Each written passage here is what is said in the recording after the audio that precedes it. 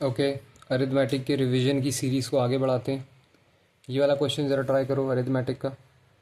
For the first part of the journey Sunita travelled at a speed of 450 metre per minute and for the rest of the journey at the speed of at a speed 1.4 times of her initial speed.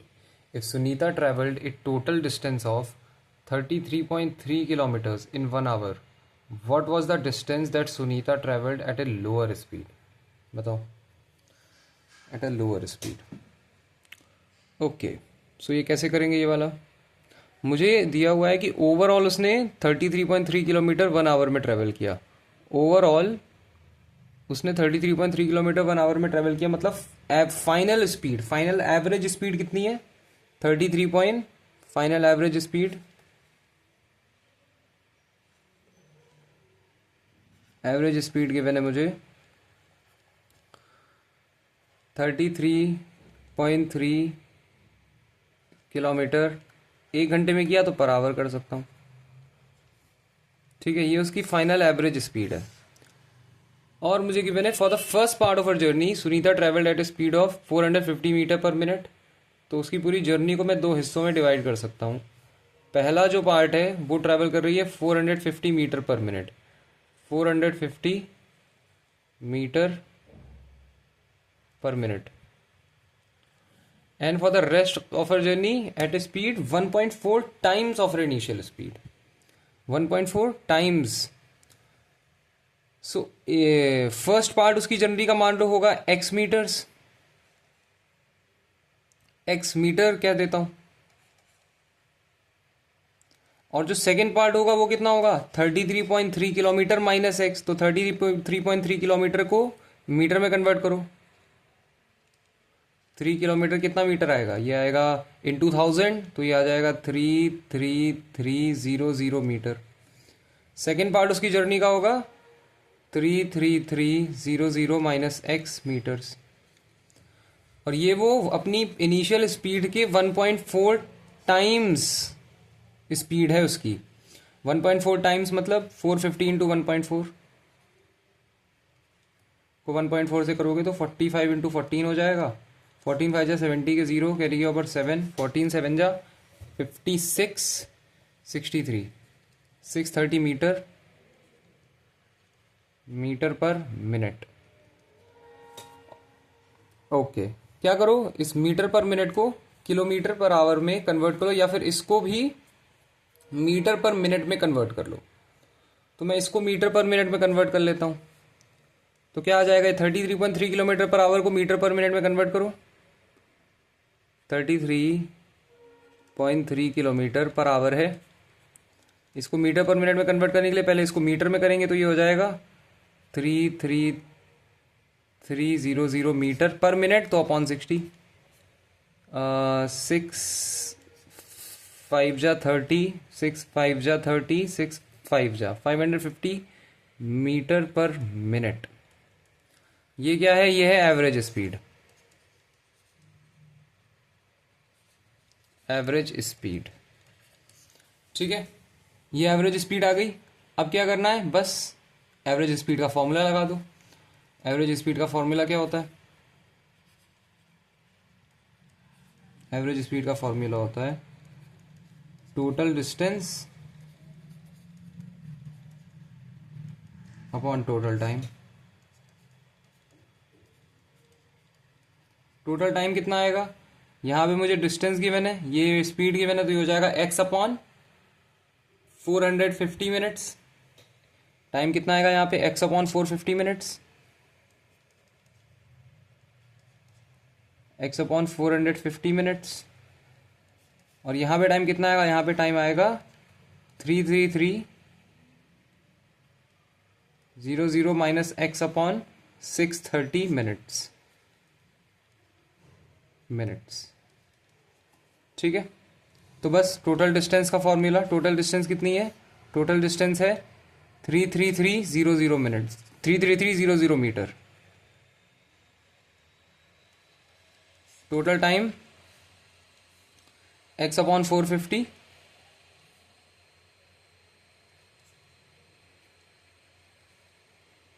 Plus 33300 minus x upon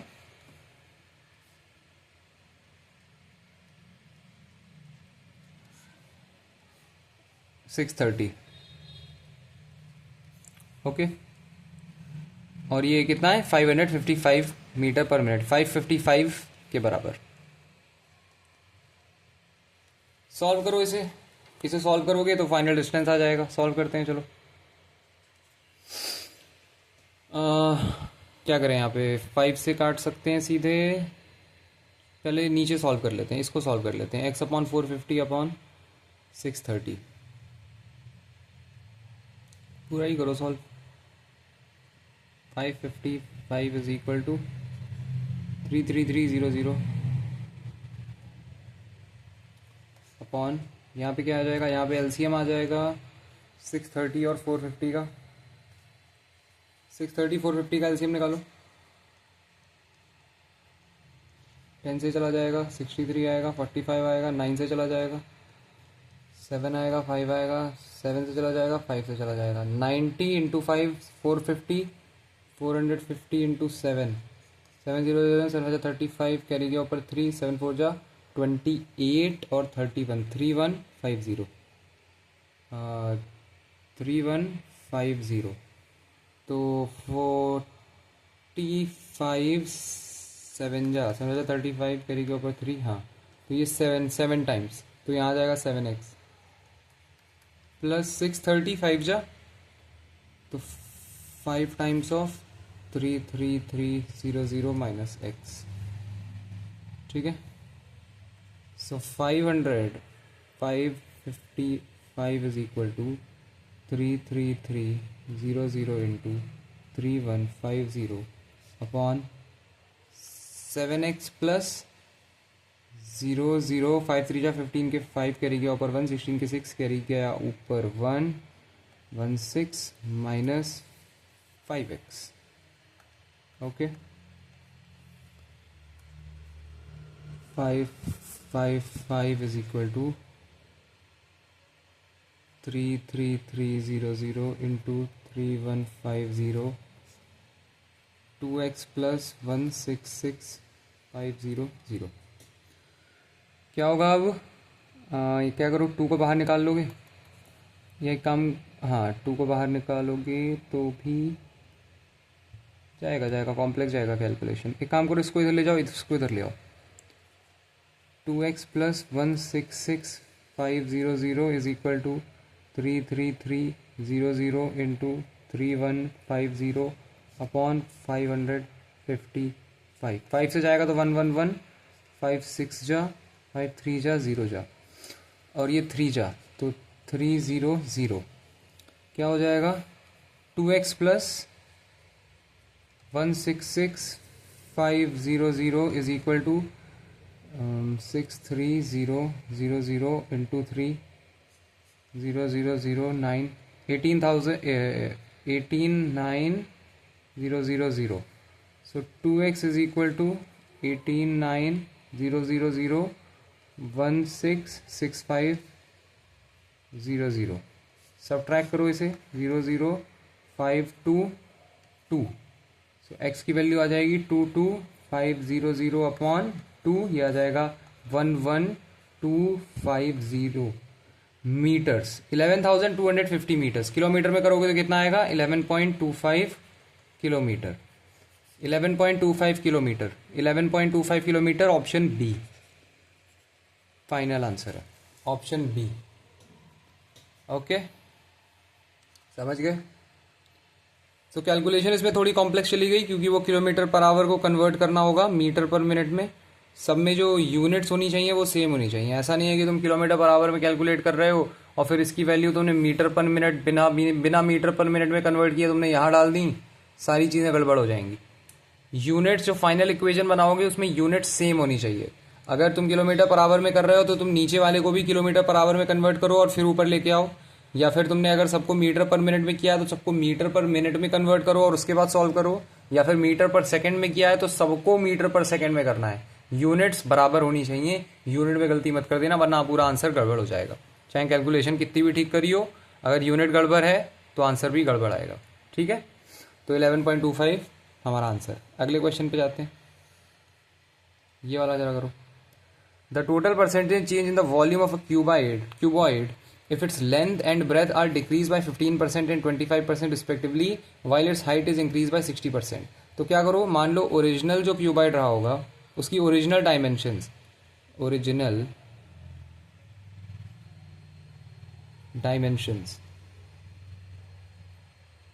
मान लो original dimensions, length मान लो 100, breath मान लो 100 और height मान लो 100। Original dimensions ये हैं। और जो new dimensions आएंगी,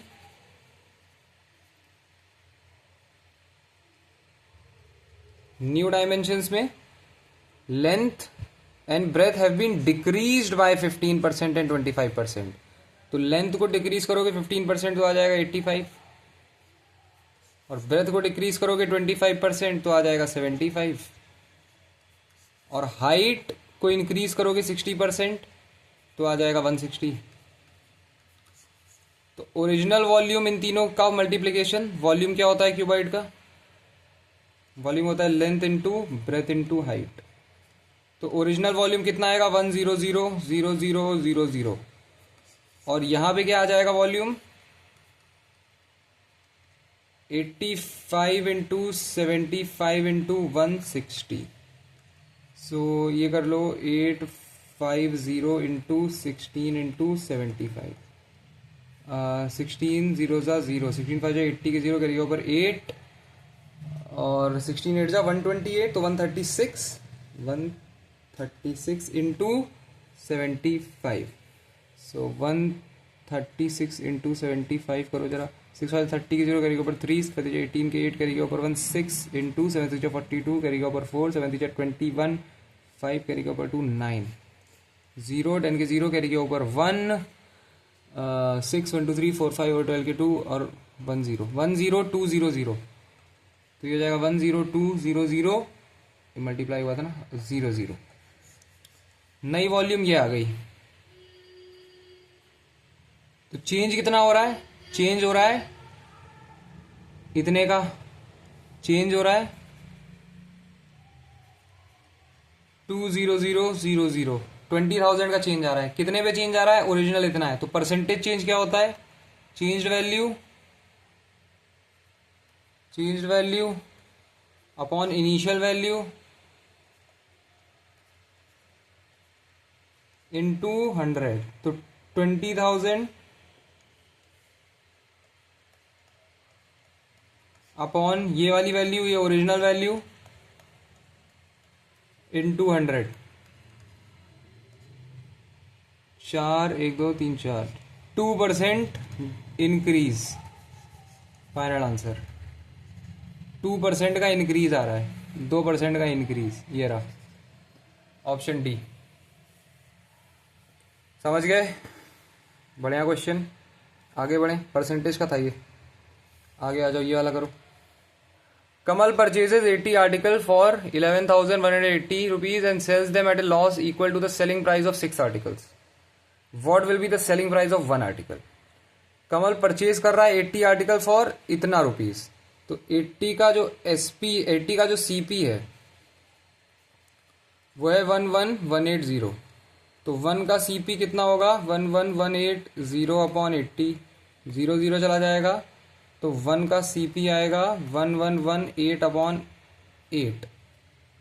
4 से जरा करो, 8 से नहीं तो 4 से करो। 4 2 जा 8, 31, 4 7 जा 28, नहीं 4 से भी नहीं जाएगा ये, 4 से भी नहीं जाएगा। तो 1 का सीपी कितना हो गया? 5 जा 5 जा 5 जा 10, 5 जा 109, 559 अपॉन 4।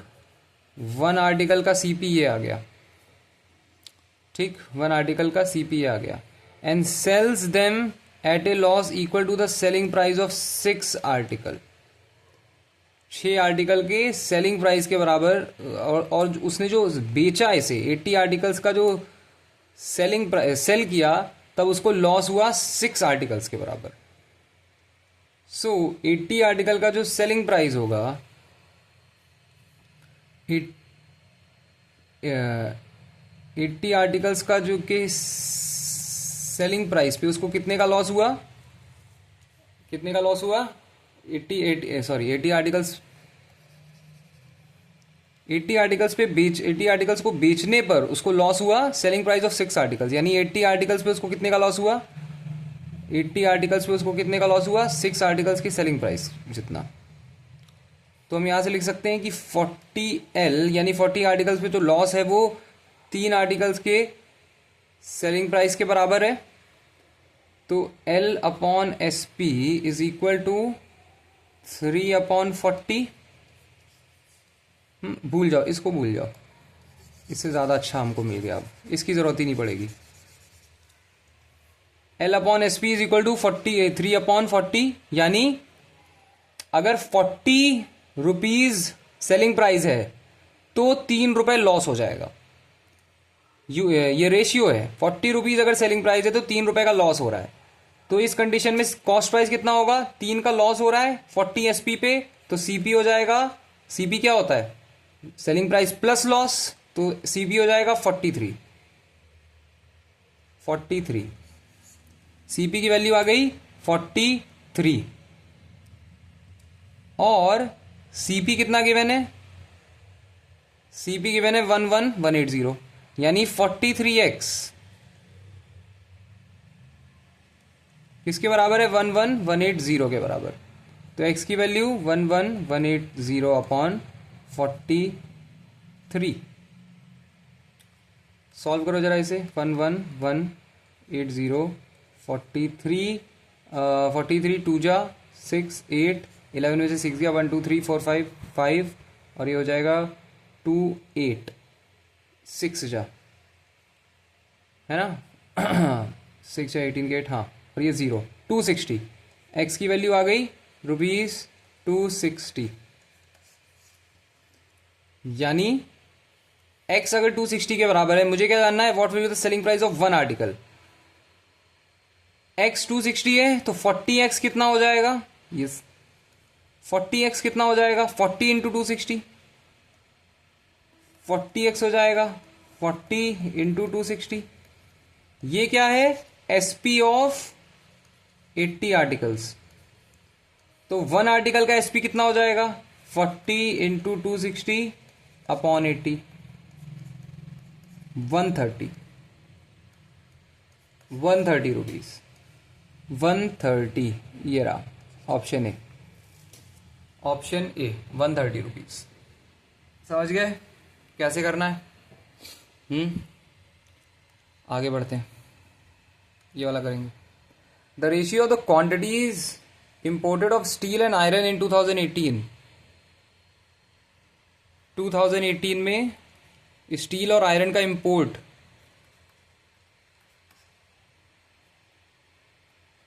3/2 और 2020 में स्टील और iron 1/1। The ratio of the quantities imported of steel in 2018 and 2020, मतलब सिर्फ अगर स्टील की बात करें तो 2018 में जितना इंपोर्ट हो रहा था अपॉन 2020 में जितना इंपोर्ट हो रहा है उसका रेशियो क्या है, 4/3। तो 2018 में यहां पे 4 है और 2018 में स्टील यहां पे 3 है, तो दोनों को बराबर कर लो, इसको 4/4 से मल्टीप्लाई कर दो जरा, तो ये कितना आ जाएगा, यहां पे आ जाएगा स्टील अपॉन आयरन 12/8। तो ये वाले स्टील को हमने क्या कर दिया, 12 कर दिया, तो यहां पे भी जरा 3/3 से मल्टीप्लाई कर दो, तो ये हो जाएगा 12/9। अब जरा यहां वाला स्टील देखो, स्टील 2020 में 9 आ रहा है, यहां पे स्टील 2020 में 1 है, तो इसको 9/9 से मल्टीप्लाई कर दो, तो ये हो जाएगा 9/9। 2018 का स्टील कितना, 2018 का स्टील 2018 का स्टील 12, यहां पे भी 2018 का स्टील 12, 2020 का स्टील 9, 2020 का स्टील 9, ठीक है। What was the ratio of the quantities imported of iron in 2018 से 2020? आयरन के इंपोर्ट की क्वांटिटीज का रेशियो क्या होगा? तो आयरन यहां पे क्या है, 8 है. 2018 का हमने क्या निकाला, 8. मुझे फाइंड करना है आयरन 2018 अपॉन आयरन 2020. तो यहां कितना है, यहां पे 8 है और 2020 का कितना है, 9. 8:9. Final answer 8:9. समझ गए? समझ गए? अगर समझ गए तो आगे बढ़ते हैं. ये करो. 2 workers A and B working together completed a job in 5 days. 5 दिनों में उन्होंने जॉब कंप्लीट कर ली. A and B. If A work twice, A plus B ने वर्किंग टुगेदर इन 5 days, 5 दिनों में पूरी जॉब कंप्लीट कर दी. Total work completed. If A work twice as efficiently as he did and B worked 1/3 as efficiently as he did. A twice as efficiently मतलब A अगर 2A जितना काम किया उसने और B 1/3, तो 1/3 ऑफ B मतलब B/3. The work would have been completed in 3 days. तो फिर 3 days में पूरा काम कंप्लीट हो गया होता. टोटल वर्क कंप्लीट हो गया होता. दोनों टोटल वर्क के बराबर है, दोनों को इक्वेट कर दो. यानी A प्लस बी इंटू 5 क्या हो जाएगा, 5A प्लस 5B. ये किसके बराबर है, 3 से मल्टीप्लाई करो 6A plus B. 6A plus B. So 5A plus 5B is equal to 6A plus B. So 4B is equal to A. यानी B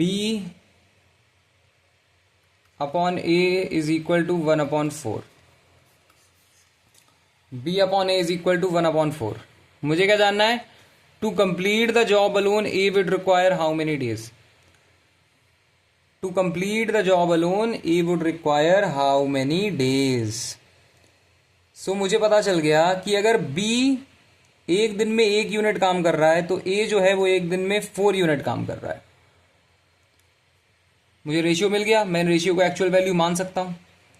अगर B एक दिन में 1 यूनिट काम कर रहा है तो A एक दिन में 4 यूनिट काम कर रहा है. तो टोटल वर्क कितना आ जाएगा, 4 + 1 × 5, 25 यूनिट्स. ये क्या आ जाएगा, ये आ जाएगा टोटल वर्क. और A को 25 यूनिट काम करने में अकेले कितना टाइम लगेगा, 25/4. A अलोन कितना टाइम लगेगा, 25/4. तो ये आ जाएगा 6 1/4 days. 6 1/4 days. Option B answer, 6 1/4 days. समझ गए? समझ गए? बताओ. बढ़िया क्वेश्चन था ये, अच्छा था. और करें, ये वाला ट्राई करो. Nitin borrowed some money at rate of 6% per annum for the first 3 years, 9% per annum for the next 5 years and 13% per annum for the period beyond 8 years. If the total interest paid by him at the end of 11 years is 8160 rupees, the money borrowed by him was how much? Nitin borrowed some money at the rate of 6% per annum for first 3 years. कुछ पैसे उसने बोरो किए हैं ना, और मुझे पूरे time के बाद का टोटल इंटरेस्ट गिवन है. कितना उसने टोटल इंटरेस्ट पे किया 11 साल के बाद, 8160 रुपीज. ठीक है, तो इमेजिन कर लो इनिशियल रुपए जो उसने बोरो किए वो थे ₹P.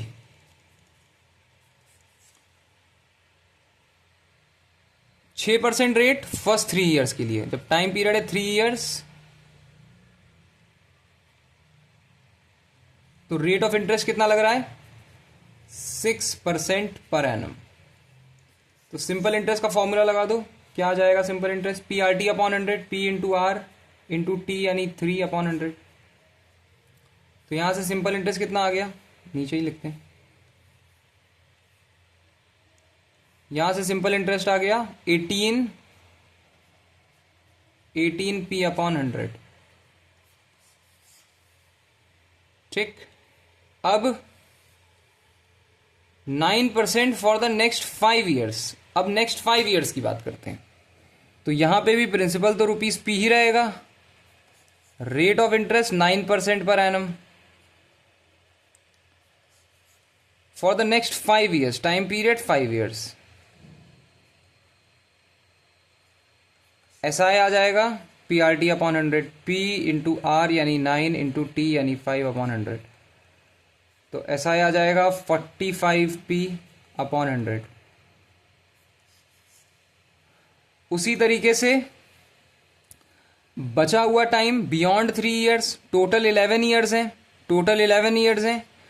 8 साल तक पहुंच गए हैं हम, 3 + 5, तो बचा कितना टाइम, 3 ईयर्स। टाइम कितना बचा अब, 3 ईयर्स। अभी भी प्रिंसिपल तो पी ही है क्योंकि सिंपल इंटरेस्ट है, उसमें प्रिंसिपल चेंज नहीं होता। और अब रेट ऑफ इंटरेस्ट कितना लग रहा है, अब रेट ऑफ इंटरेस्ट लगा है 13%, तो आर ले लो 13%। तो एस आई का फॉर्मूला लग जाएगा अब यहाँ पे। एस आई का फॉर्मूला क्या लगेगा, P into R into T/100। ऐसा ही होगा P इंटू आर यानी 13 इंटू टी यानी 3/100। 39p/100। तो टोटल इंटरेस्ट कितना आ जाएगा,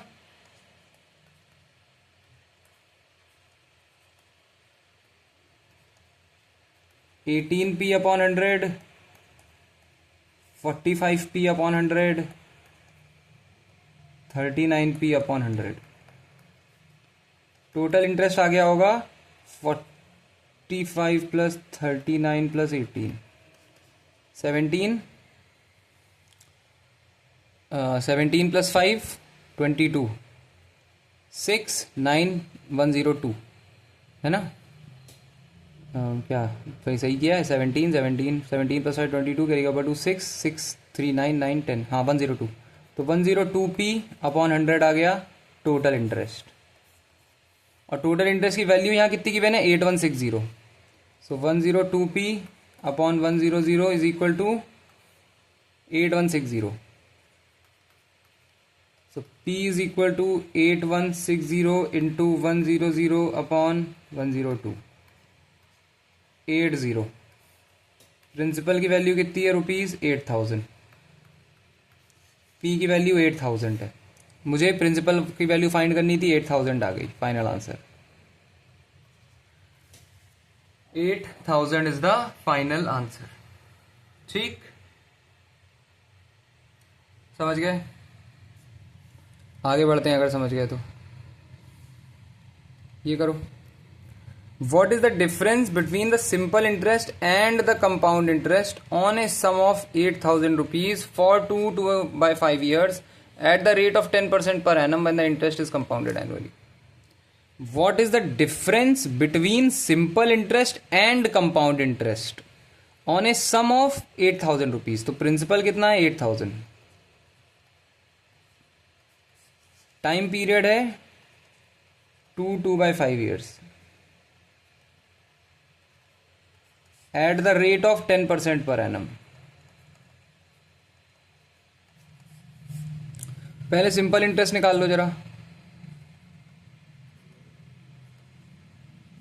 सिंपल इंटरेस्ट क्या होगा, PRT/100, P यानी 8000 इंटू R यानी 10 इंटू T 12/5/100।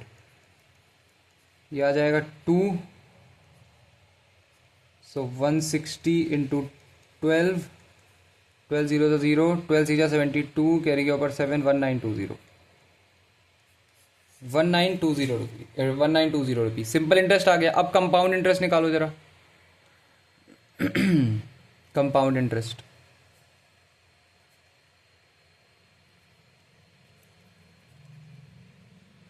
तो कंपाउंड इंटरेस्ट कैसे निकलता है, देखो प्रिंसिपल अभी भी है 8,000 रुपीज और टाइम पीरियड क्या है 2/5 ईयर्स और रेट ऑफ इंटरेस्ट क्या है 10% पर एनम। कंपाउंडेड एनुअली है या नहीं ये देख लो जरा। कंपाउंडेड ईयरली है, ठीक है। तो ये जो 2 ईयर है इसमें तो 2 बार कंपाउंडिंग हो जाएगी, लेकिन ये जो बचा हुआ 2/5 ईयर है इसमें कंपाउंडिंग नहीं हो पाएगी। तो क्या किया जाता है कंपाउंड इंटरेस्ट में, जहां कंपाउंडिंग पूरी हो रही है उसमें कंपाउंड इंटरेस्ट फाइंड करते हैं, जिस पीरियड के लिए कंपाउंडिंग पूरी नहीं हो रही है उसके लिए सिंपल इंटरेस्ट फाइंड करते हैं। सो जो 2 ईयर्स है फॉर द फर्स्ट 2 ईयर्स, पहले के जो 2 साल हैं उसमें क्या, उसमें n इज इक्वल टू 2 है, तो उसमें सी आई का फॉर्मूला लगा दो, P 1 + r/100 to the power n -1। P कितना है 8,000, 1 + r कितना है 10 टू द पावर 2 -1। 8,000 ये हो जाएगा 11/10 का होल स्क्वायर -1। 8,000 121/10 -1 क्या आ जाएगा सी आई 1/10,000 इंटू ये 100 है 21/100। सो ये हो जाएगा 210 इंटू 8 800 8 1 जा 8 8 2 जा 16 1680 रुपीज आ जाएगा। अब जो बचा हुआ टाइम पीरियड है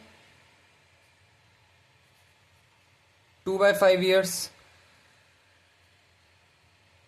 इसके लिए क्या करेंगे, इसके लिए सिंपल इंटरेस्ट निकाल लेंगे।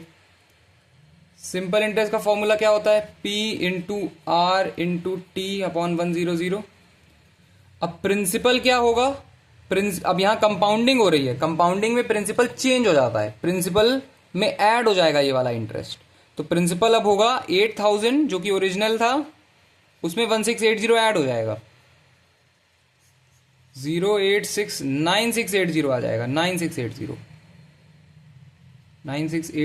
इंटू रेट ऑफ इंटरेस्ट कितना है, अभी भी 10% है ना, हाँ 10% इंटू टाइम पीरियड 2/5 अपॉन 100। तो ये 2 आ जाएगा 50 कैंसिल, 8 2 जा 16 के 6 कैरी गया ऊपर 1, 6 2 जा 12 13 के 3 कैरी गया ऊपर 1, 9 2 जा 18 9/5। सो ये क्या आ जाएगा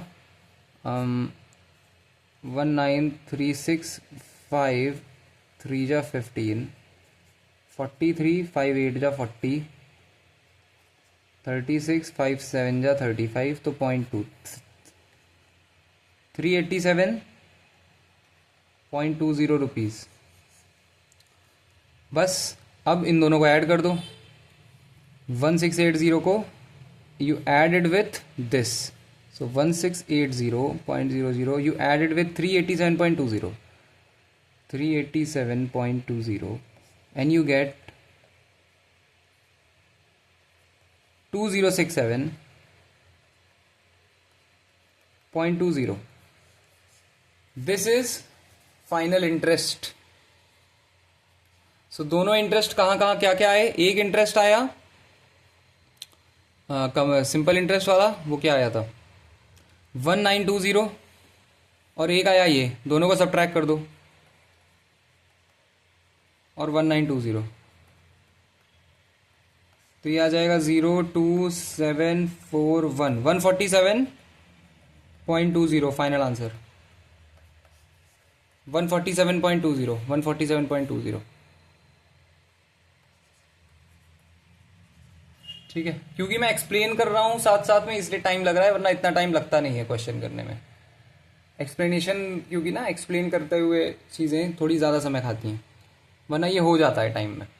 ये इसका एकदम बेसिक तरीका है करने का, जिससे अंडरस्टैंडिंग अगर और डेवलप करनी हो तो इस तरीके से करना। हमेशा याद रखना जिस पीरियड के लिए कंपाउंडिंग पूरी ना हुई हो उस पीरियड के लिए हम कंपाउंड इंटरेस्ट नहीं सिंपल इंटरेस्ट कैलकुलेट करते हैं। ये बात हमेशा याद रखना, जिस पीरियड के लिए कंपाउंडिंग पूरी ना हुई हो उसके लिए कंपाउंड इंटरेस्ट की जगह सिंपल इंटरेस्ट कैलकुलेट किया जाता है। ठीक है, आगे बढ़ते हैं। चलो ये वाला करो। A man borrowed some money and agreed to pay off by paying rupees 3150 at the end of first year and 4410 at the end of second year. If the rate of compound interest is 5% per annum, then the sum is what? ठीक है, बहुत अच्छा question है, इसको बहुत जल्दी किया जा सकता है। देखो यहाँ मान लो प्रिंसिपल और यहाँ मान लो वो वैल्यू जो ये रिटर्न कर रहा है। ठीक है, कंपाउंडिंग हो रही है, तो अगर इमेजिन करो कि प्रिंसिपल 100 रुपीज था तो एक साल के बाद कितना हो जाएगा? 10%, 5% पे कंपाउंडिंग हो रही है, 105 हो जाएगा। इसको जरा राउंड ऑफ करो, कितना होगा? 20/21 हो जाएगा। एक साल के बाद अगर प्रिंसिपल 20 था तो अमाउंट कितना हो जाएगा? 21। और यहां पे अमाउंट क्या है? जो वैल्यू वो रिटर्न कर रहा है। और 2 साल के बाद क्या होगा?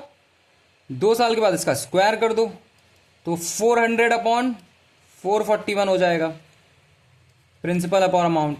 मतलब अगर दूसरे साल के लिए प्रिंसिपल 400 है तो अमाउंट कितना है जो उसे देना है, पे बैक करना है? 441। अब इस केस में क्या होगा? पहले ईयर के बाद उसने कितना रिटर्न कर दिया? 21 मेरे कैलकुलेशन के हिसाब से। लेकिन यहां पे कितना कर रहा है?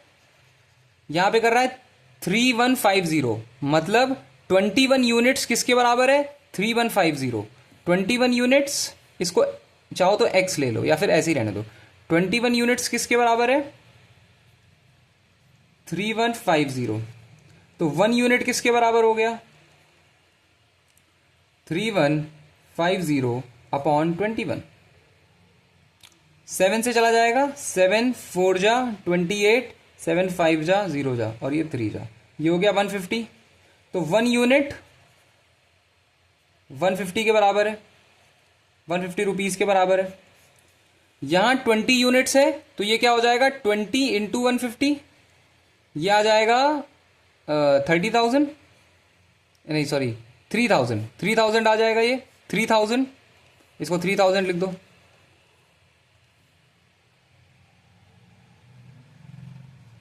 यहां पे क्या है? और ये कितना था? ये 3150 था।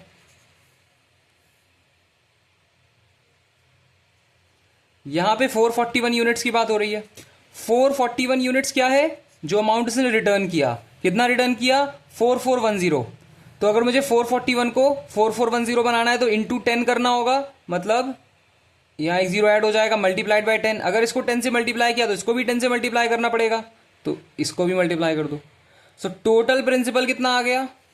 3000 plus 4000, 7000 rupees. 7000। Option C, option सी।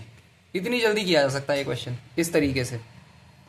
ऐसे करते हैं पेपर में, तो मैं इसी तरीके से करता हूं। मॉक वॉक जब भी मैं देता हूं तो मैं इसी तरीके से करता हूं। एक्चुअल पेपर में भी इसी तरीके से करके आऊंगा अगर ये क्वेश्चन आ गया मेरे वाले स्लॉट में। ओके, तो तुम भी इसी तरीके से करो, काम आएगा। चलो आगे बढ़ते हैं। क्वेश्चन 69 ये वाला करो। Ravi drove 4 hours at the speed of 70 miles per hour and 2 hours at 40 miles per hour. What was his average speed in miles per hour for the whole journey? For the whole journey 4 घंटे उसने 70 miles per our की speed से गाड़ी दौड़ाई, तो कितनी दौड़ा दी? 4 into 70, 280 miles. और 2 घंटे 80 माइल्स पर आवर से दौड़ाई तो कितनी दौड़ा दी? 80 माइल्स। टोटल कितना आ गया? यहां पे 280 माइल्स दौड़ाई और यहां पे ये है 80 माइल्स। यहां कितनी देर दौड़ाई है? 4 आवर्स। और यहां 2 आवर्स।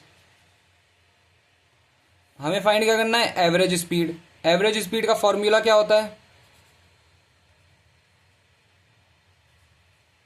एवरेज स्पीड का फॉर्मूला होता है total distance upon total time. Total distance मतलब 280 प्लस 80 और टोटल टाइम मतलब 6, 360 upon 6, 60 miles per hour, 60 miles per hour आ रहा है, 60 फाइनल आंसर। अगला करते हैं, चलो टाइम नहीं लगाएंगे ज़्यादा। अब ये वाला करो। If each edge of a cube is increase by 50%, find the percentage increase in the volume. Volume of cube, a cube, तो मैं इमेजिन कर लेता हूं कि ए यानी साइड, साइड की वैल्यू 100, तो एक्चुअल वॉल्यूम 100 क्यूब यानी 100,000,000। 50% उसने बढ़ा दिया तो न्यू 150 हो जाएगा, तो न्यू वॉल्यूम 150 का होल क्यूब।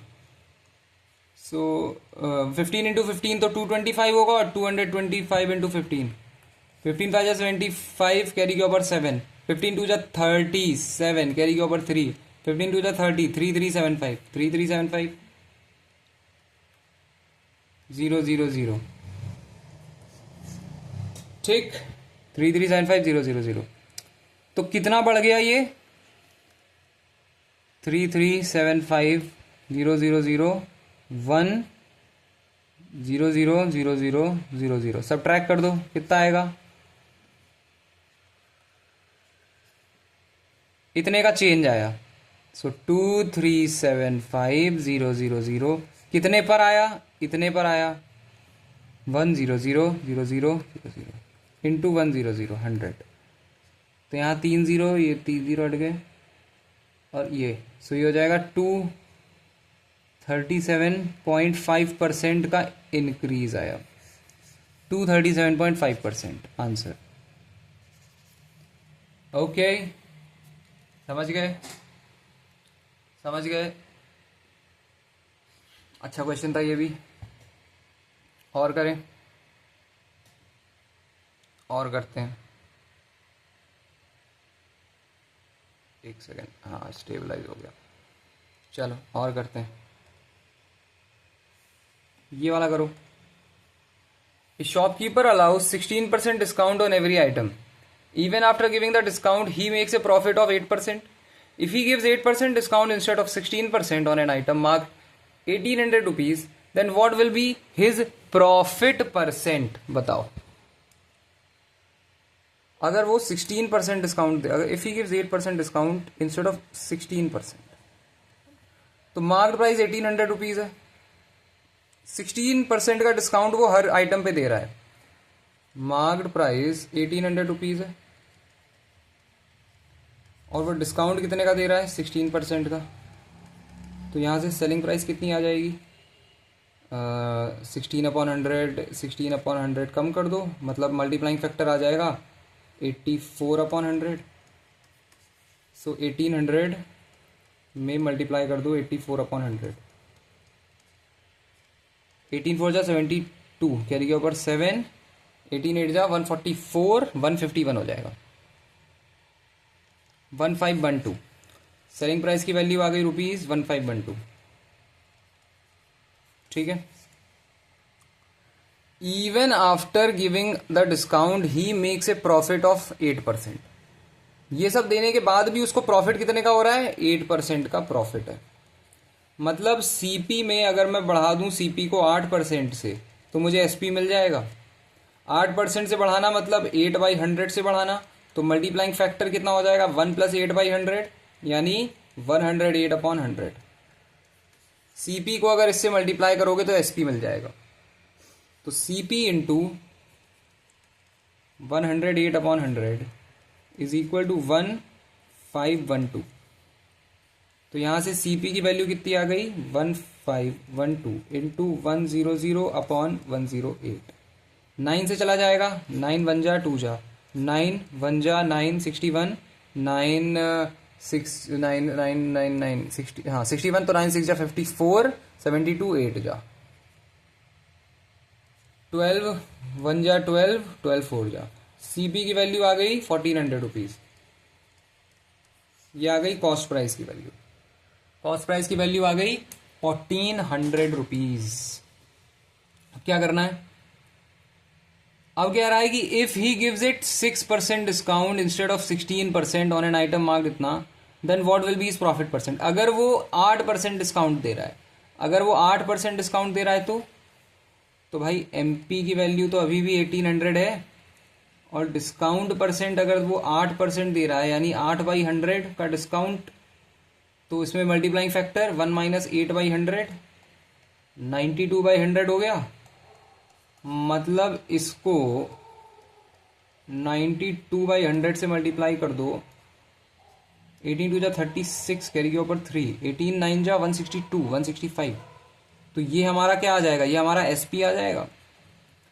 SP की वैल्यू 1656, CP की वैल्यू 1400। तो प्रॉफिट कितने का हुआ?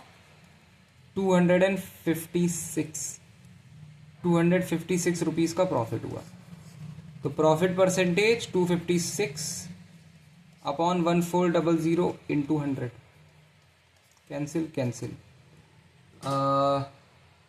7 से 2 से चला जाएगा, 2 1 जा 2 जा 8 जा और 2 7 जा।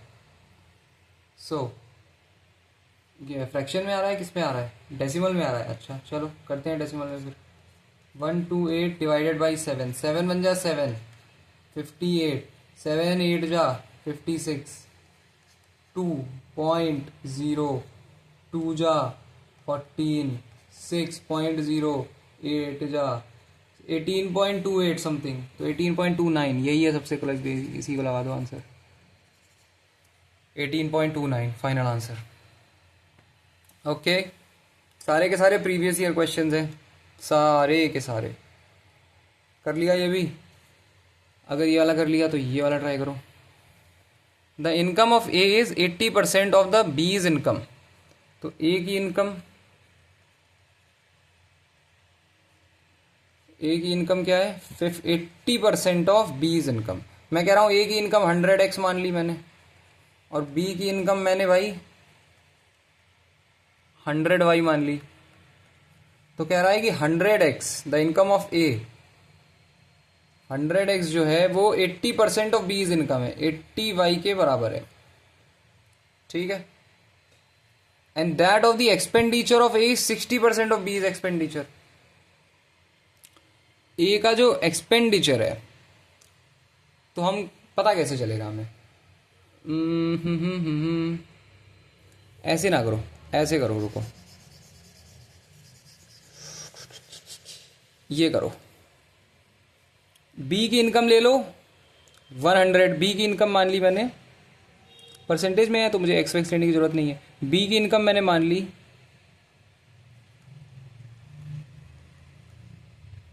100, तो A की इनकम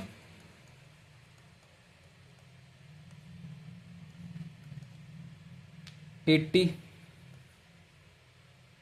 ठीक, ले ही लो x।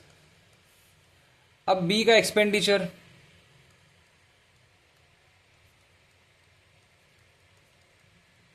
ये मैंने कह दिया 100y, तो A का एक्सपेंडिचर 60% ऑफ B's एक्सपेंडिचर,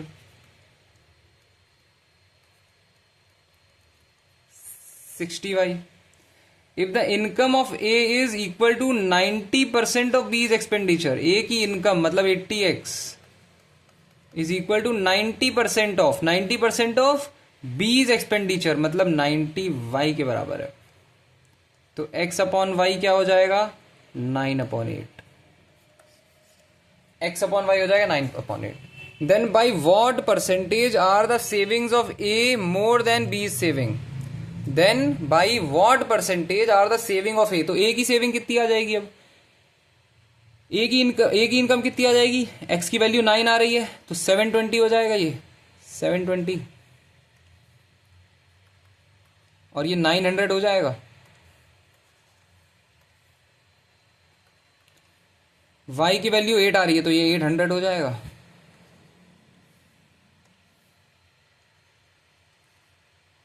ये 480 हो जाएगा।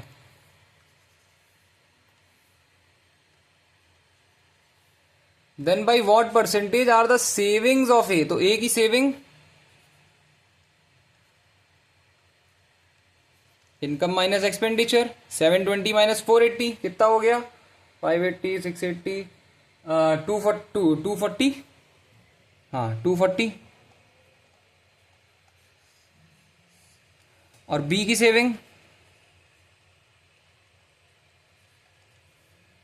100 पूछ रहा है। Then by what percentage are the savings of A more than the savings of B? 140%, साफ साफ दिखाई दे रहा है। जिसको नहीं दिखाई दे रहा है देखो, 240 100 से कितना ज्यादा है? तो 140 ज्यादा है। कितने पे ज्यादा है? 100 पे ज्यादा है, इंटू 100 कर दो, 140% आंसर। ठीक है, आ गया आंसर, आ गया, सबको समझ में आ गया? हाँ आ ही गया होगा, इतनी मेहनत कर रहे हैं तो आ ही गया होगा। आगे बढ़ो, इस पे करो। 2 pipes can fill a tank in 12 hours and 18 hours. तो ए जो है वो 12 आवर्स में भर रहा है और बी जो है वो 18 आवर्स में भर रहा है। The pipes are open together but due to a pipe leakage it takes 48 minutes extra. तो मिनट में बात हो रही है तो सबको मिनट में कर डालो। 12 आवर्स मतलब कितना? 12 0 0 720 मिनट्स, तो इसको 720 मिनट्स लिख दो।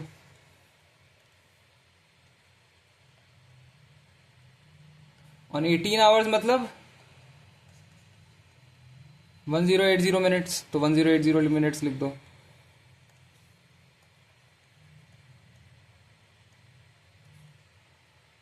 ठीक है, the pipes are open together but due to a pipe leakage it takes 48 minutes extra to fill the tank. तो मुझे टोटल वर्क भी तो जानना है कि टैंक की कैपेसिटी कितनी है। वो क्या होगी? इन दोनों का एलसीएम ले लूंगा मैं। तो टैंक की कैपेसिटी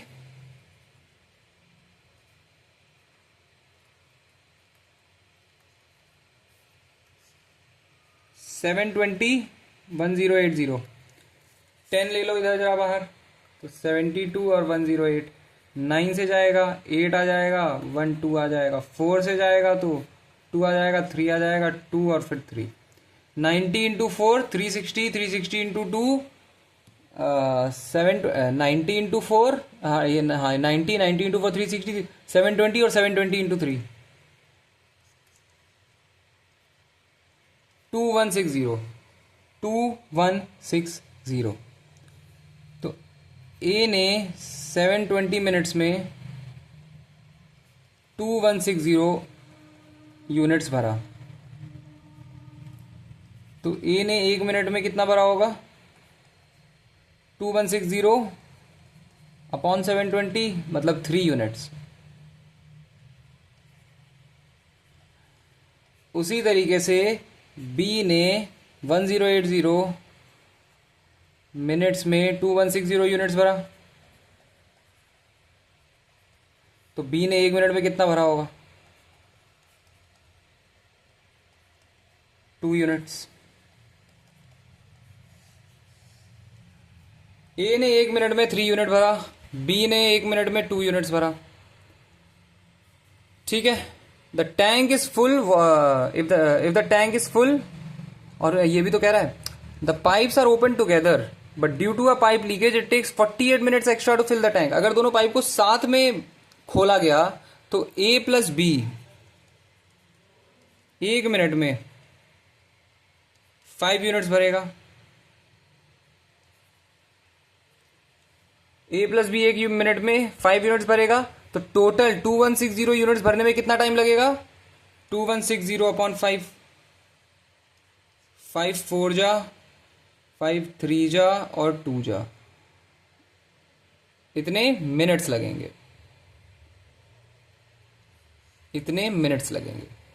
और it takes 48 minutes extra to fill the tank. 48 minutes extra यानी 432 में तुम 48 ऐड कर डालो, 480 मिनट्स लग रहे हैं। टोटल कितना टाइम लग रहा है टैंक फिल करने में, total time taken,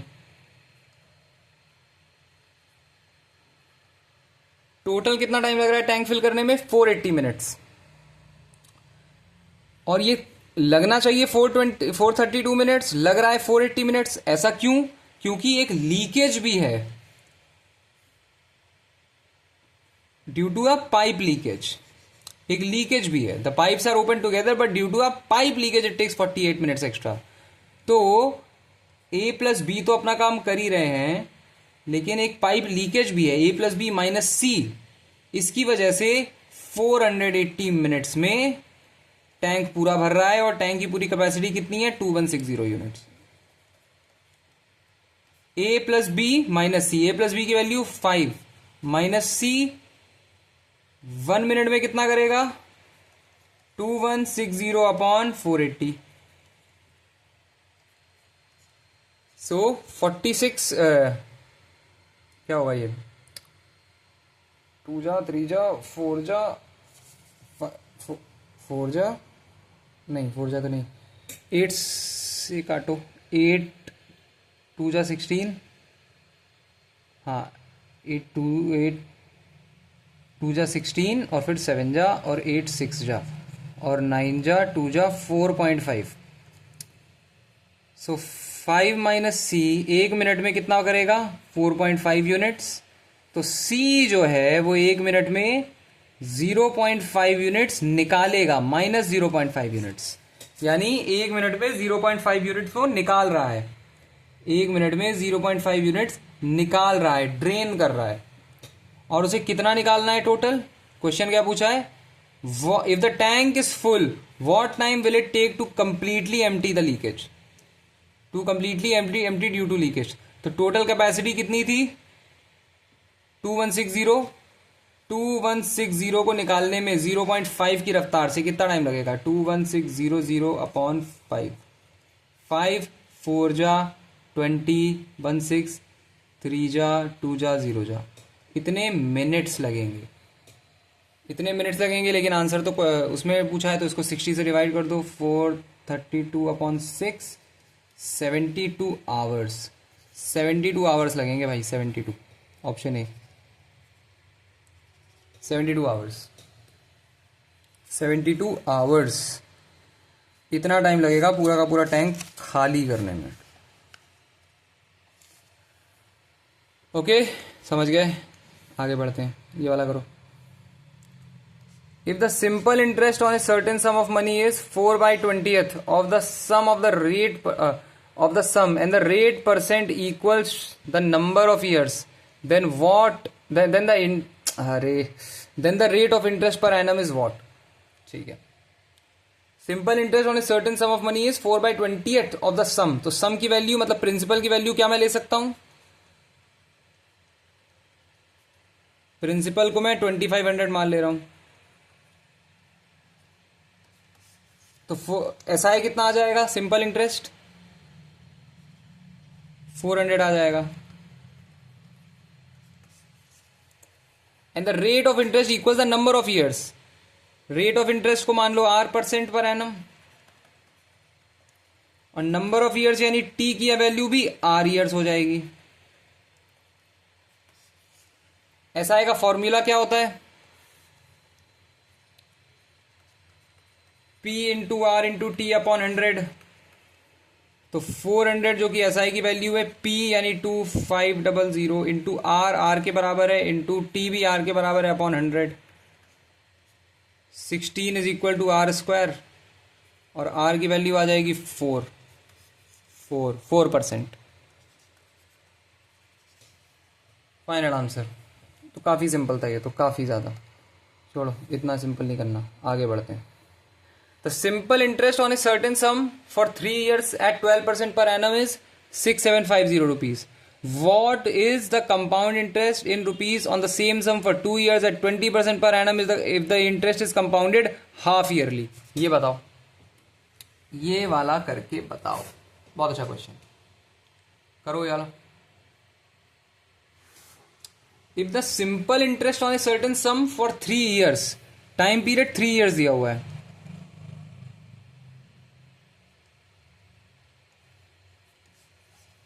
rate of interest 12% पर एनम, और सिंपल इंटरेस्ट की वैल्यू ₹6750।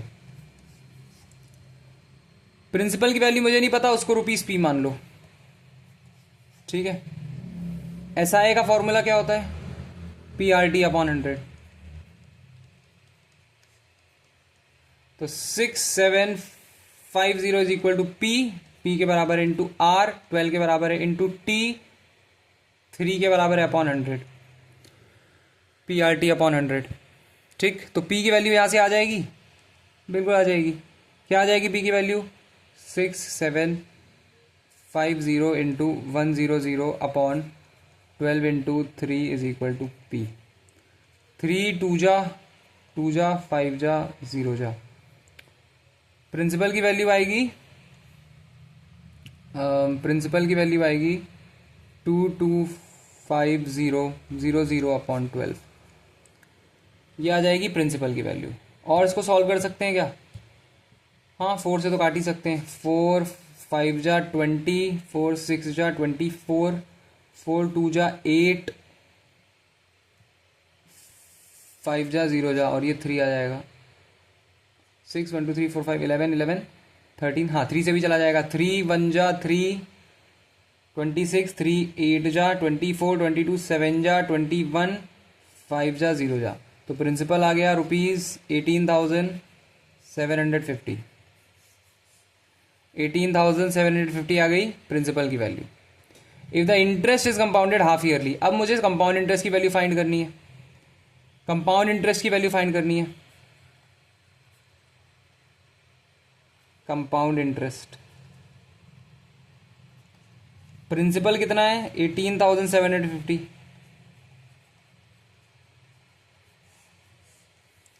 ये हो गया प्रिंसिपल। टाइम पीरियड है 2 इयर्स,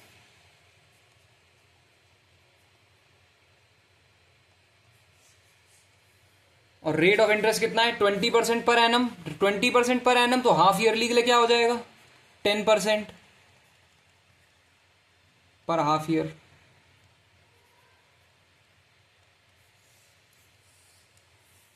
हाफ ईयरली मतलब हर 6 महीने पे कंपाउंडिंग हो रही है। 2 इयर्स टाइम पीरियड है, तो एन की वैल्यू आ जाएगी 4, 4 बार कंपाउंडिंग होगी। तो बस यहां से CI का फॉर्मूला लगा दो कंपाउंड इंटरेस्ट का। P 1 plus R/100 to the power n minus 1। P कितना है? 18,750। 1 प्लस R यानी 10/100 टू द पावर n यानी 4 माइनस 1। सो 18,750, ये कितना होगा? 11/10 और 14641 upon 10000 minus 1। 18,750 4641 upon 10000। Cancel cancel, कितने मुझे फाइंड क्या करना है? हाँ, rounded off to the nearest, हाँ नियरेस्ट ही होगा। सो 4641 इंटू, उसे करने से पहले 5 से डिवाइड करते हैं। 5 3 जा 15, 37 7 जा 35, 5 जा और 200, फिर से 40, 5 7 जा 5 जा, फिर से 8 जा और 1 जा 5 जा। 4641 इंटू 15 अपॉन 8। 15 1 जा 15 का 5 कैरी गया ऊपर 1, 15 4 जा 60, 1 कैरी गया ऊपर 6, 15 6 जा 96 कैरी गया ऊपर 9, 15 4 जा 60 और ये हो गया 69 अपॉन 8। सो 69615। 8 8 जा 64, 56 8 7 जा 56 0105। सो 8702 आना चाहिए। 8702 है ऑप्शन, हाँ ये रहा 8702 आंसर।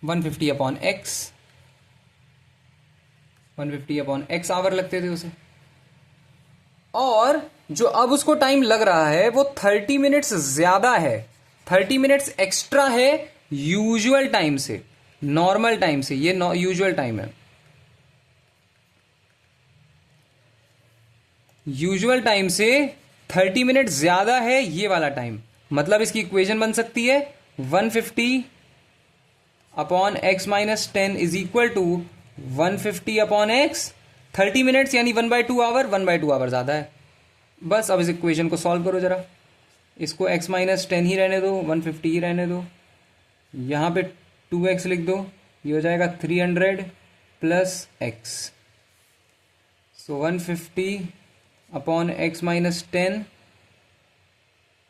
यहाँ पे 2x आ जाएगा और ये 300 प्लस x ही रहने दो, ये इधर चला जाएगा तो ये इंटू x-10 हो जाएगा, ये इधर चला जाएगा, ये इंटू x-10 हो जाएगा, ये हो जाएगा 300x,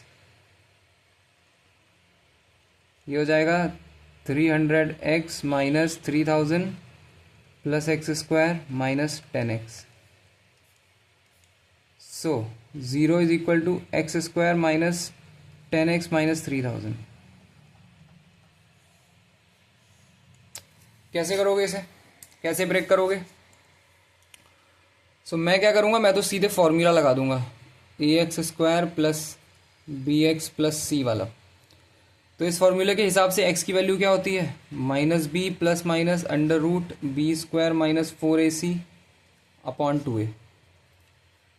तो x की वैल्यू क्या आ जाएगी, -b मतलब 10 प्लस माइनस √b² मतलब 100 माइनस 4 इंटू a यानी 1 इंटू सी यानी माइनस का 3000/2a मतलब 2। सो x की वैल्यू आएगी 10 प्लस माइनस √100 प्लस का 12000/2।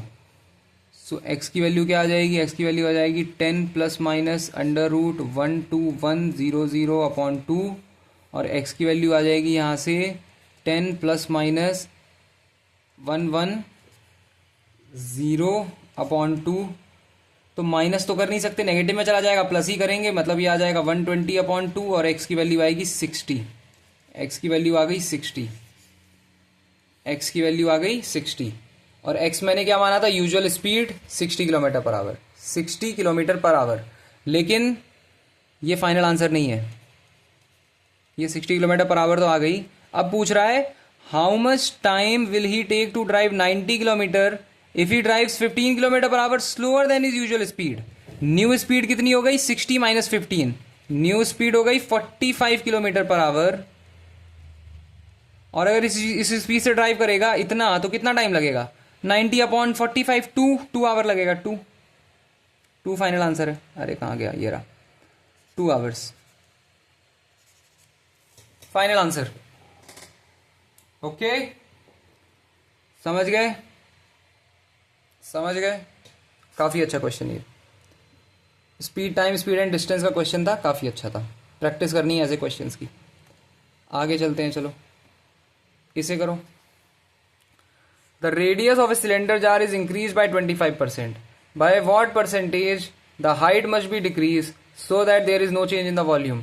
वॉल्यूम क्या होता है सिलेंडर का, πr²h, πr²h। मैं इमेजिन कर लेता हूं नॉर्मल सिनारियो में r की वैल्यू 100 है, ठीक है, r की वैल्यू 100 है और h की वैल्यू भी मान लो 100 ही है, h की वैल्यू भी 100 ही है। तो वॉल्यूम कितना आ जाएगा, πr² मतलब 10000 इंटू 100, यह आ जाएगा 1000000 पाई, यह आ जाएगी नॉर्मल वॉल्यूम। अब क्या कह रहा है, the radius of the cylindrical jar is increase bye 20%, मतलब जो नए आर की वैल्यू है वो 125 है। हाइट हमें नहीं पता, height bye what percentage, the height must B, but height को इतना डिक्रीज करना है कि वॉल्यूम सेम ही रहे। तो वॉल्यूम का तो अभी भी वही फॉर्मूला रहेगा, आर स्क्वायर एच, और वॉल्यूम सेम रखनी है, मतलब वॉल्यूम को कितना रखना है अभी भी 100,000,000 पाई, और फॉर्मूला लगा दो पाई आर स्क्वायर मतलब 125 का स्क्वायर इंटू एच, तो पाई से पाई चला गया और एच की वैल्यू 100,000,000 अपॉन 125 इंटू 125, 125 इंटू 125, ये हो जाएगी एच की वैल्यू। क्या करोगे, 25 से काट दोगे तो आ जाएगा 4,0,0,0,0, 25 5 जा 5, 8,000 आ गया और ये 125। फिर से क्या करो, 25 से काट दो, 25 4 32 320, 320 अपॉन 5, 64 आ गई हाइट की वैल्यू, हाइट की वैल्यू 64। तो हाइट को कितना कम कर दिया, 100 से 64 पे ले आए, 36% कम कर दिया, 36% आंसर 36%। ठीक है, और करें, एक और ट्राई करो। A shopkeeper claims that he is selling sugar at 27 rupees per kilogram, which costs him 30 rupees per kilogram, but he gives 750 grams instead of 1000 grams. What is his profit or loss percent? बहुत अच्छा question है, profit और loss percent क्या होगा उसका। तो देखो 27 उसकी खरीदारी कितने की है, 30 की है, और बेच कितने में रहा है, 27 में। तो यहां पे तो वो लॉस ले रहा है, कितने का लॉस ले रहा है, 3 ये सीपी है, तो 3/30 का लॉस ले रहा है, 3/30 का लॉस ले रहा है, यानी 1/10 का लॉस ले रहा है, 1/10 का लॉस ले रहा है। तो मल्टीप्लाइंग फैक्टर कितना होगा, 1 - 1/10, 9/10, 9/10, 9/10 लिख दो यहां पे, 9/10। इमेजिन कर लो ओरिजिनल तो कॉस्ट प्राइस उसका रहा होगा, वो 1 रहा होगा, और 9/10 का उसने लॉस ले लिया, तो 1 इंटू 9/10, 1 इंटू 9/10। ठीक है, अब but he give 750 gram instead of 1000 ग्राम। तो एक्चुअल में उसे कितने देने, उसे एक्चुअल में कितने देने थे, और उसने दिए कितने, डिस्प्ले कितने किए,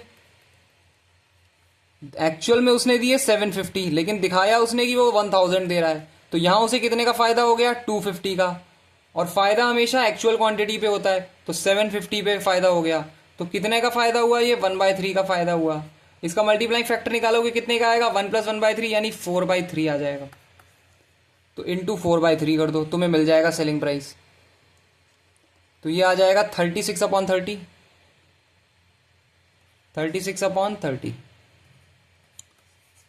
बेसिकली 36/30 का मतलब क्या हुआ कि उसका जो कॉस्ट प्राइस था, अगर वो 30 है तो उसका सेलिंग प्राइस 36 हो गया,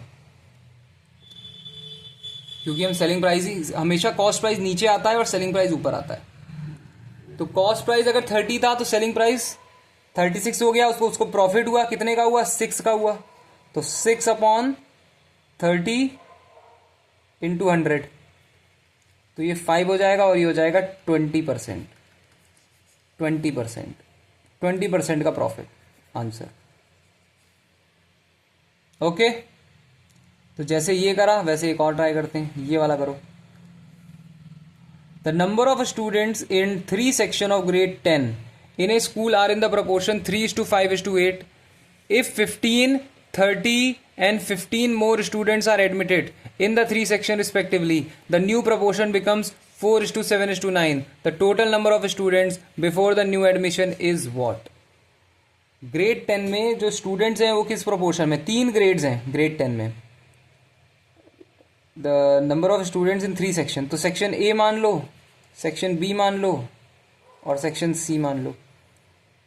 किस प्रोपोर्शन में स्टूडेंट हैं, 3:5:8, मतलब 3x:5x:8x। अगर 3x में 15 स्टूडेंट जोड़ दिए, मतलब 3x में 15 स्टूडेंट जोड़ दिए, तो कितने हो जाएंगे, 4y।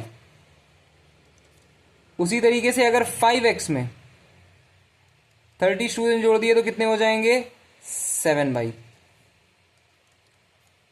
इन दोनों इक्वेशन से सॉल्व कर डालोगे।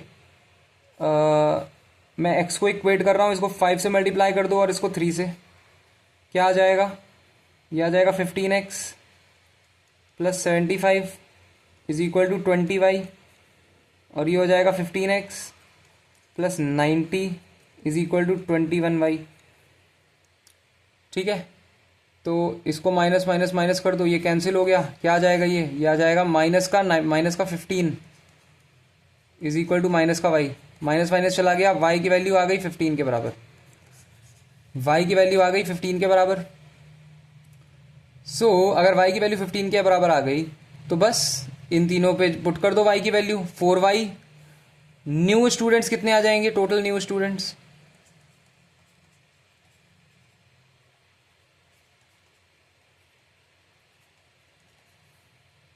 4y plus 7y plus 9y, 4y plus 7y plus 9y,